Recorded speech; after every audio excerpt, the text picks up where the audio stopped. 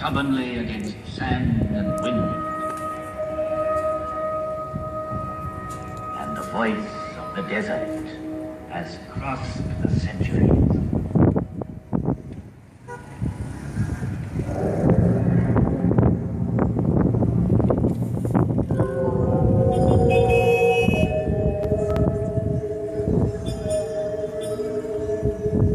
With each new dawn, I see the sun god rise on the far back of the Nile.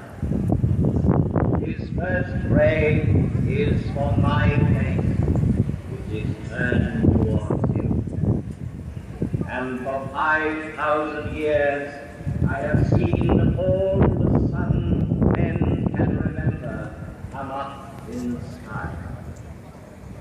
I saw the history of Egypt in its first glow, as tomorrow I shall see the East burning with a new flame.